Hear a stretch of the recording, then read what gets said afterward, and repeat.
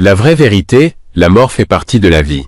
Daniel résolut de ne pas se souiller. Daniel 1 verset 8. Shalom, amis bien-aimés du Seigneur Jésus-Christ, comme je me sens fier et heureux.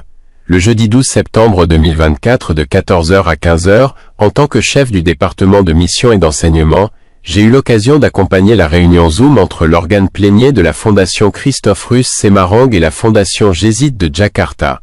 Accord de coopération entre les deux fondations dans le domaine de la mission pour proclamer la bonne nouvelle à travers le monde, conformément à la grande commission du Seigneur Jésus dans Matthieu 28, versets 19 à 20, et Marc 16, verset 15. Dans l'accomplissement de la grande commission, les promesses sont tenues, et sa providence a été prouvée et testée. Je demande l'aide de Monsieur Christian Suarto d'Internet Solutions 1 Sol pour accompagner les éloges. Tel est grand l'amour du Père pour nous. Bienheureux nos enfants et petits-enfants partout dans le monde. Dieu change les pauvres et rend riches. Il humilie et élève aussi. Bienheureux ceux qui croient. Ces petits-enfants ne m'en diront certainement pas. Lorsque Dieu a accompli sa parole, rien n'est impossible aux croyants. Lorsque j'ai présenté ma réflexion devant les anciens élèves, quelqu'un m'a interrogé sur ma déclaration sur cette vraie vérité, que pour les disciples de Jésus, la mort fait partie de la vie. Qu'est-ce que cela signifie, n'est-ce pas l'inverse, que la mort c'est la fin de la vie? C'est fini. N'y a-t-il plus de vie après la mort? Je donne une réponse très simple basée sur la Bible, la parole de Dieu.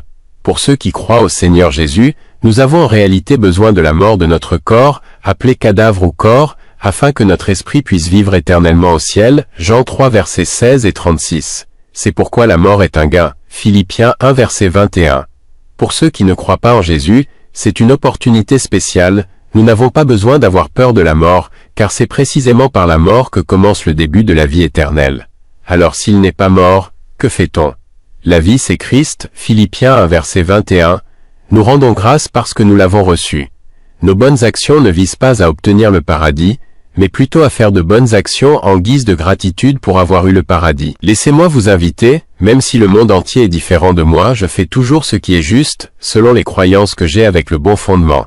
Le Seigneur Jésus est le Messie, la reine juste promise, le roi de paix, Père puissant, Ésaïe 9 verset 5. Non seulement la croyance, mais aussi le courage de la défendre, Daniel 1 verset 8. Aujourd'hui, si nous sommes tentés de compromettre nos principes, ne cédons pas. Soyons courageux, soyons comme Jésus. Amen.